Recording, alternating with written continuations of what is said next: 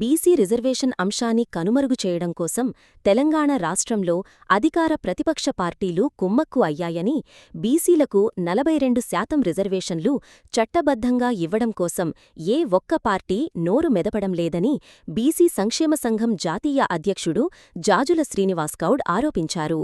పైగా బీసీ రిజర్వేషన్ల ఉద్యమాన్ని డైవర్ట్ చేయడం కోసం ఫోన్ ట్యాపింగ్, సిట్ విచారణ, సింగరేణి స్కామ్లు అంటూ రోజుకొక డ్రామాను తెరమీద తీసుకువచ్చి రాజకీయంగా రక్తి కట్టిస్తున్నారని, తక్షణమే CM Revanth Reddy, PCC chief Mahesh Kumar Goud municipal ఎన్నికలపై బీసీ సమాజానికి స్పష్టతనివ్వాలని, రిజర్వేషన్ల పరంగా ఇవ్వడం కుదరకపోతే తాము హామీ ఇచ్చినట్టుగా పార్టీ పరంగా జనాభా దామాషా ప్రకారం బీసీలకు 68 మున్సిపల్ చైర్మన్లు, 1150 కౌన్సిలర్లు, కార్పొరేటర్ పదవులు ఇవ్వాలని, లేని పక్షంలో భవిష్యత్తులో కాంగ్రెస్ పార్టీ రాజకీయంగా తీవ్ర నష్టాన్ని చవిచూడవలసి వస్తుందని జాజుల శ్రీనివాస్గౌడ్ కాంగ్రెస్ నాయకులను హెచ్చరించారు. ఈ సమావేశంలో జాజుల శ్రీనివాస్గౌడ్ మాట్లాడుతూ, రేపు 27వ తేదీ నాడు మున్సిపల్ ఎన్నికల నోటిఫికేషన్ రానుంది. ఇప్పటికే డిక్లేర్ అయిపోయింది. రేపు ఈ పార్టీకి మున్సిపల్ ఎన్నికల నోటిఫికేషన్ వస్తుందని చెప్పి మాకు విశ్వసనీయంగా సమాచారం అందింది. ఇక రేపు మున్సిపల్ ఎన్నికల నోటిఫికేషన్ వస్తుందని మంత్రులు, అదేవిధంగా ప్రభుత్వంలోని పెద్దలు చెప్తున్నప్పటికీ ఇలా బీసీ రిజర్వేషన్ల అంశం మీద మేము చాలా రోజులుగా డిమాండ్ చేస్తున్నాం. 42% రిజర్వేషన్లు చట్టబద్ధంగానే అమలు చేసిన తర్వాతనే ఎన్నికలు పెట్టాలని మేము డిమాండ్ చేసినాం. కానీ దీని మీద సడిచప్పుడు లేదు. ముఖ్యమంత్రి రేవంత్ రెడ్డి గారు మాట్లాడడం లేదు, పిసిసి అధ్యక్షులు గారు మాట్లాడడం లేదు, అదేవిధంగా ఇతర రాజకీయ పార్టీలైనటువంటి బీఆర్ఎస్, బీజేపీ నాయకులు కూడా మాట్లాడడం లేదు. మాట్లాడకపోగా ఈ బీసీ రిజర్వేషన్ల అంశాన్ని కనుమరుగు చేయాలి, బీసీ రిజర్వేషన్ల అంశాన్ని ఇలా ఎక్కడ కూడా చర్చకు రాకుండా, బీసీ సమాజం నుంచి తిరుగుబాటు రాకుండా చేయాలని ఒక పెద్ద కుట్ర రాష్ట్రంలో జరుగుతుంది. ఆ కుట్రలో భాగంగానే ఇవాళ ఫోన్ ట్యాపింగ్ అని, సిట్టు విచారణ అని, అదేవిధంగా సింగరేణి బొగ్గు స్కామ్ అని, అదేవిధంగా సింగరేణి స్కామ్ అని చెప్పి రోజు ఇదే మాట్లాడుతున్నారు. అధికార పార్టీ ఇదే మాట్లాడుతున్నది, ప్రతిపక్ష పార్టీలు కూడా ఇదే మాట్లాడుతున్నాయి. రోజు మీడియాలో చూస్తే మీడియాలో మొత్తం పుంకాను పుంకలుగా బీసీ రిజర్వేషన్ల అంశం కనీసం పల్లెత్తు మాట్లాడకుండా కేవలం ఈ బీసీ రిజర్వేషన్ల అంశాన్ని తెర మీదకి రాకుండా దీనికి పాతాళంలోకి దుక్కడానికి ఈ 3 రాజకీయ పార్టీలు కలిసి కుట్ర చేశారు. ఇటు అధికార పక్షము, ఇటు ప్రతిపక్షాలు. నిజంగా వాళ్ళకు చిత్తశుద్ధి ఉంటే ఇవాళ గతంలో అసెంబ్లీలో బిల్లు పెట్టినప్పుడు చెప్పారు కదా, మొన్న గ్రామ పంచాయతీ ఎన్నికల సందర్భంగా కూడా చెప్పారు కదా, ఈ పార్టీ గుర్తులు లేనటువంటి ఎన్నికలు గ్రామ పంచాయతీ ఎన్నికలు, ఒకవేళ పార్టీ గుర్తులు గనక తోటి ఎన్నికలు నిర్వహిస్తే పార్టీ పరంగా మేము 42% ఇస్తామని చెప్పి కాంగ్రెస్ను మాట్లాడారు. అదేవిధంగా వాళ్ళకు ఒత్తాసుగా ప్రతిపక్షాలు కూడా మద్దతు తెలిపినాయి. కనీసం ఇప్పుడు ఇవాళ రేపు నోటిఫికేషన్ వచ్చినటువంటి ఈ సందర్భం లోపల ఈరోజు మీ అధినాయకుడు రాహుల్ గాంధీ గారు, ఎవరైతే కాంగ్రెస్ అగ్రనాయకుడు రాహుల్ గాంధీ గారు ఉన్నారో, రాహుల్ గాంధీ గారు భారత్ జోడో యాత్ర సందర్భంగా కాశ్మీర్ నుంచి కన్యాకుమారి వరకు వారు యాత్ర చేపట్టినప్పుడు వారి యొక్క ప్రధాన నినాదం, ప్రధాన యొక్క ఎజెండా ఏంది? దేశంలో కులగణన జరగాలి, ఆ కులగణన ప్రకారం ఎవరి వాటా వాళ్ళకు దక్కాలి అని చెప్పి రాహుల్ గాంధీ దేశమంతా, ఒక తెలంగాణ కాదు దేశమంతా పర్యటించినప్పుడు ఈ విషయాన్ని పదే పదే పదే పదే పదే చెప్పాడు. మరి కులగణన జరిగింది తెలంగాణలో, ఎవరి వాటా వాళ్ళకు దక్కలేదు. కులగణన జరిగింది ఇక్కడ, బీసీలు 56.36% ఉన్నని తేలింది. అంటే 56% బీసీలు అని తేలింది.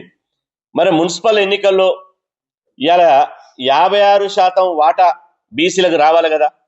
ఒకవేళ కాంగ్రెస్ పార్టీకి చిత్తశుద్ధి ఉంటే, కాంగ్రెస్ పార్టీకి బీసీల మీద చిత్తశుద్ధి ఉంటే, మేము చట్టబద్ధంగా రిజర్వేషన్లు అమలు చేయలేకపోతున్నాం, దీనికి కేంద్ర ప్రభుత్వం సహకరిస్తలేదు, కాబట్టి బీసీ సమాజం మమ్మల్ని క్షమించాలి, ఇవాళ కనీసం పార్టీ పరంగానైనా ఈ తెలంగాణలో జరిగినటువంటి కులగణన ఆధారంగా 56% మేము ఇస్తామని చెప్పి ఎందుకు చెప్పడం లేదు, ఎందుకు ప్రకటించడం లేదు? ఓవైపు ఇప్పటికే రాష్ట్రంలో ఇవాళ కాంగ్రెస్ పార్టీ జిల్లాల వారీగా, పార్లమెంటు నియోజకవర్గాల వారీగా మున్సిపల్ ఎన్నికల ఇన్ఛార్జీలను వేసేసింది. ఆ మున్సిపల్ ఎన్నికల ఇన్ఛార్జీలు, మంత్రులు ఎవరైతే ఎన్నికల ఇన్ఛార్జీలు ఉన్నారో ఇప్పటికే 17 పార్లమెంటు నియోజకవర్గాలు పర్యటించి మీటింగ్లు పెట్టి ఇవాళ ఎవరైతే మున్సిపల్ చైర్మన్లు ఉన్నారో, కౌన్సిలర్లు ఉన్నారో, కార్పొరేటర్లు ఉన్నారో దాదాపు వాళ్ళ పేర్లు డిక్లేర్ చేసే పరిస్థితికి వచ్చింది. ఇప్పటికే వాళ్ళ పేరు మీద సర్వే చేయిస్తున్నామని చెప్పి కాంగ్రెస్ పార్టీ వాళ్ళే స్పష్టంగా ప్రకటించడం జరిగింది. అంటే ఒకవైపు మున్సిపల్ ఎన్నికలకు కాంగ్రెస్ పార్టీ సన్నద్ధమవుతూనే ఓవైపు పేర్లు కూడా ఖరారు చేస్తూనే మరి మీరు బీసీలకు 56% టికెట్లు ఎక్కడిస్తారు? ఏ మున్సిపల్ ఇలా మొత్తం 121 మున్సిపల్ చైర్మన్లకు ఎన్నికలు జరుగుతున్నాయి. బీసీలకు 56% కనుక పార్టీ పరంగా మీరు ఇవ్వదలుచుకుంటే 68 మున్సిపల్ చైర్మన్లు బీసీలకు ఇవ్వాలి. అదేవిధంగా 1150 పైగా కౌన్సిలర్లు, కార్పొరేటర్లు బీసీలకు దక్కాలి. జనాభా ప్రకారంగా మీ అధినాయకుడు రాహుల్ గాంధీ గారు చెప్పినట్టు మీరు ఒకవేళ కాంగ్రెస్ పార్టీ తరఫున ఇస్తే ఇలా బీసీలకు అని దక్కాలి. కానీ కనీసం పార్టీ పరంగానైనా ఎందుకు ఇస్తంటలేరు అంటే మీరు ఇన్ని రోజులు మీరు 42% ఇస్తామన్నటువంటి మాటలు నీటి ముట్టలేనా? మీరు చెప్పింది బీసీలను మభ్యపెట్టడానికేనా? బీసీలను డోకా చేయడానికేనా?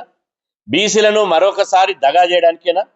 అంటే బీసీల పైన మీ చిత్తశుద్ధి ఏది? మీ కమిట్మెంట్ ఏది? ఇవాళ మేము సూటిగా ప్రశ్నిస్తున్నాం.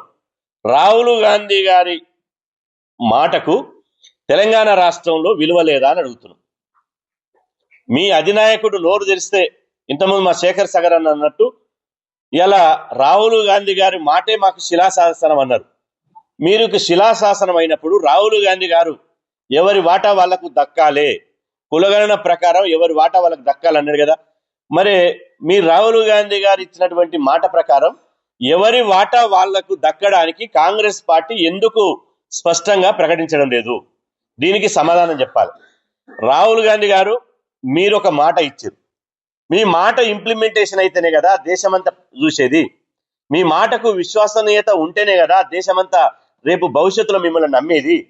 ఇవాళ మీరు అధికారంలో ఉన్నటువంటి తెలంగాణలో మీరు ఇచ్చిన మాట అమలు కాకపోతే, కులగణన జరిగి బీసీ రిజర్వేషన్లు, బీసీ మున్సిపల్లో బీసీల టికెట్లు జనాభా ప్రకారం ఇవ్వకపోతే, ఇవాళ ఒక తెలంగాణలో ఒక సామెత ఉంది, కూటిలో రాయి తీయనేవాడు ఏట్లో రాయి తీస్తాడని.